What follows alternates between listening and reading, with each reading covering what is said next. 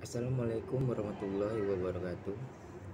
Pada kesempatan kali ini saya akan menjelaskan tentang metode penelitian pengembangan sistem pendukung keputusan pemilihan rekomendasi lembaga bimbingan belajar SBMPTN dengan metode Technique for Order Preference by Similarity to Ideal Solution atau TOPSIS.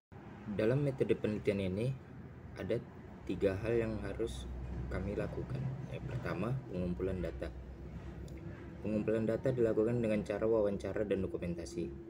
Wawancara dilakukan dengan bertanya secara langsung kepada pihak lembaga bimbingan belajar mengenai data tentang lembaga bimbingan belajar, meliputi biaya, fasilitas, kapasitas ruangan, staf pengajar, metode pembelajaran, dan lokasi. Sementara itu, dokumentasi dilakukan dengan cara mengambil data yang sudah ada dalam brosur. Variabel penelitian. Variabel penelitian meliputi variabel input dan variabel output. Variabel input berupa biaya, fasilitas, kapasitas ruangan, staf pengajar, metode pembelajaran, dan lokasi. Variabel output yang dihasilkan dari penelitian ini adalah hasil dari perhitungan menggunakan metode TOPSIS dalam pemilihan lembaga bimbingan belajar. Yang ketiga adalah metode pengembangan sistem. Sistem ini dikembangkan menggunakan model waterfall, di mana meliputi kegiatan proses dasar seperti spesifikasi, pengembangan, validasi, dan mempresentasikannya sebagai fase-fase proses berbeda seperti persyaratan, perancangan perangkat lunak, implementasi, pengujian, dan seterusnya. Fase-fase dalam model waterfall menurut Sommerville tahun 2011. Definisi persyaratan diawali dengan mengumpulkan data-data dan informasi yang diperlukan. Selanjutnya, perancangan sistem dilakukan berdasarkan 4 fase, yaitu fase inteligensi, fase desain, fase pilihan, dan fase implementasi. Fase inteligensi dilakukan proses mengidentifikasi masalah yang ada, didapatkan data dan diolah menjadi rekomendasi alternatif terbaik. Hasil dan pembahasan. 1. Data penelitian.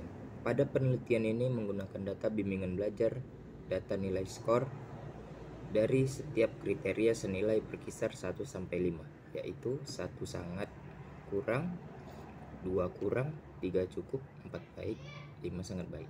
Sesuai dengan kriteria yang digunakan, beberapa kategori penilaian disajikan pada tabel 1, yaitu pilihan biaya per pertemuan, tabel 2 pilihan fasilitas, tabel 3 pemilihan kapasitas, tabel 4 pilihan staf pengajar, tabel 5 pilihan metode pembelajaran, dan tabel 6 pilihan lokasi. Berikut adalah hasil dari tabel 1, yaitu penelitian biaya per pertemuan, di mana ratingnya 5, klasifikasi sangat baik, biaya pertemuan Rp0 sampai dengan Rp20.000. Ratingnya 4, klasifikasi baik, biaya per pertemuan Rp21.000 sampai dengan Rp30.000.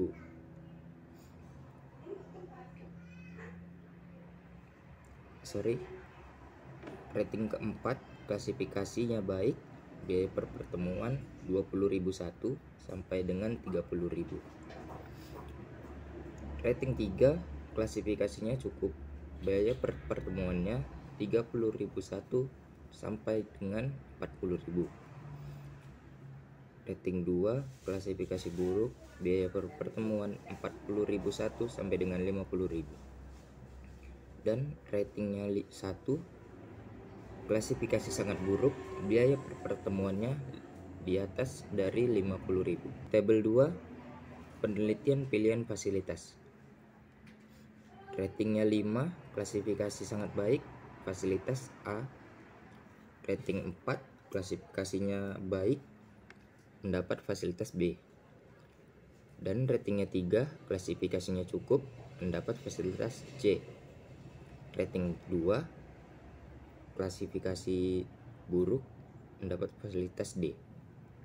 Dan ratingnya 1, klasifikasi sangat buruk, fasilitasnya E.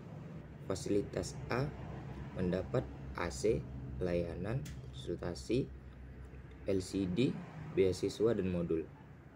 Jika fasilitas B akan mendapatkan fasilitas AC, layanan konsultasi, LCD, dan modul. Dan apabila fasilitasnya C, akan mendapat fasilitas kipas angin, layanan konsultasi, dan modul. Jika D, akan mendapat fasilitas kipas angin dan modul. Jika E, akan mendapat kipas angin. 3. Tabel penilaian dan pilihan kapasitas. Jika ratingnya 5, klasifikasi sangat baik, akan mendapat kapasitas 1 sampai dengan 5. Jika ratingnya 4, klasifikasinya baik, akan mendapat kapasitas 6 sampai dengan 10. Jika ratingnya 3, klasifikasi cukup, akan mendapat kapasitas 11 sampai dengan 15. Jika ratingnya 2, klasifikasinya buruk, akan mendapat kapasitas 16 sampai dengan 20. Jika ratingnya 1, klasifikasinya buruk, akan mendapatkan kapasitas di atas 20. Tabel 4, penilaian pilihan staf pengajar. Di mana rating 5 dengan klasifikasi sangat baik, staf pengajar A. Jika ratingnya 4, klasifikasinya baik, akan mendapatkan staf pengajar B. Jika ratingnya 3, klasifikasinya cukup, staf pengajarnya C. Jika ratingnya 2, klasifikasinya buruk, akan mendapat staf pengajar D, di mana A itu jika staf pengajarnya A adalah lulusan dari S1, jika staf pengajarnya B lulusan dari S1, dan jika staf pengajarnya C dia adalah lulusan S1 dan bahkan belum lulus S1, dan jika staf pengajarnya D itu belum lulus S1. Tabel 5, penilaian pilihan metode pembelajaran. Di mana rating 5 klasifikasi sangat baik, metode pembelajarannya A. Rating 4 klasifikasi baik, metode pembelajarannya B. Keterangannya, jika metode pembelajarannya A sama dengan akan mendapat drill, diskusi, dan ceramah. Jika metode pembelajarannya B, akan mendapat drill dan diskusi. Tabel 6, penilaian pilihan lokasi. Jika rating 5, klasifikasi sangat baik, akan mendapat lokasi A. Jika rating 4, klasifikasi baik, akan mendapat lokasi B. Jika rating 3, klasifikasi cukup, akan mendapat lokasi C. Jika ratingnya 2, dengan klasifikasi buruk, akan mendapat lokasi D. Dan jika ratingnya 1, klasifikasi sangat buruk, akan mendapat lokasi E. Keterangannya adalah di mana jika lokasinya A akan jauh dari keramaian, angkutan umum mudah, dan dekat dengan sekolah. Jika B dekat dengan keramaian, angkutan umum mudah, dan dekat dengan sekolah. Jika lokasi C jauh dari keramaian, angkutan umum susah, dan dekat dengan sekolah. Jika lokasinya D akan dekat dengan keramaian, angkutan umum mudah, jauh dari sekolah. Jika lokasinya E jauh dari keramaian, angkutan umum susah, dan jauh dari sekolah. Berikut adalah langkah-langkah perhitungan metode TOPSIS secara manual untuk pemilihan lembaga bimbingan belajar. Yang pertama, menentukan nilai setiap alternatif di setiap kriteria. Menentukan nilai setiap alternatif di setiap kriteria yang dibentuk dari tabel rating kecocokan dari setiap alternatif pada setiap kriteria. Tabel rating kecocokan dari setiap alternatif pada setiap kriteria tersaji pada tabel 1. Kalian bisa lihat tabel di bawah ini, di mana tabel 1 kecocokan alternatif dari setiap kriteria dengan keterangan C1 adalah biaya, C2 adalah fasilitas, C3 kapasitas, C4 adalah staf, C5 metode, C6 adalah lokasi. Yang kedua adalah membuat matriks ternormalisasi R. Matriks keputusan yang ternormalisasi dibuat dengan cara menghitung nilai dari rating setiap kriteria seperti pada persamaan 1, dan diperoleh matriks ternormalisasi R sebagai berikut.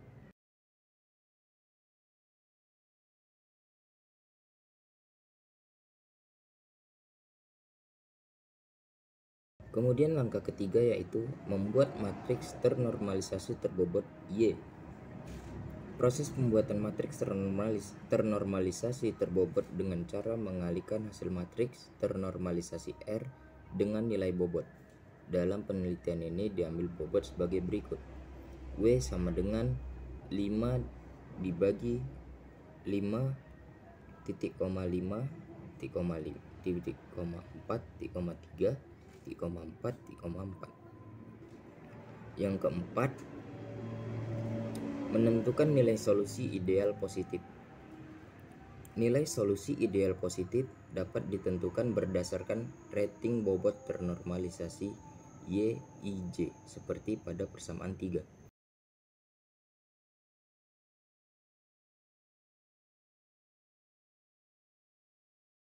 Kelima adalah menentukan nilai solusi ideal negatif. Nilai solusi ideal negatif dapat ditentukan berdasarkan rating bobot ternormalisasi YIJ seperti pada persamaan 4. Nah, yang kelima ini adalah kebalikan dari yang keempat. Jika yang keempat positif, maka yang ini negatif. Dan persamaannya itu sama seperti persamaan ketiga. Kita bisa lihat perhitungannya pada berikut ini. Yang keenam adalah menentukan jarak antara nilai terbobot setiap alternatif terhadap solusi ideal positif. Jarak antara nilai alternatif AI dengan solusi ideal positif seperti pada persamaan 5. Yang keenam, menentukan jarak antara nilai terbobot setiap alternatif terhadap solusi ideal negatif. Jarak antara nilai alternatif dengan solusi ideal negatif seperti pada persamaan yang keenam. Bisa kita lihat perhitungannya di bawah ini ya. Langkah ke-7, kita menentukan nilai preferensi untuk setiap alternatif VI seperti pada persamaan 7.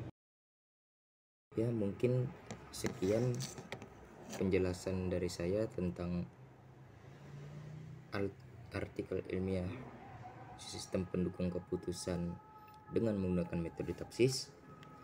Apabila ada kata-kata yang salah, saya mohon maaf. Sekian dari saya. Terima kasih. Assalamualaikum warahmatullahi wabarakatuh.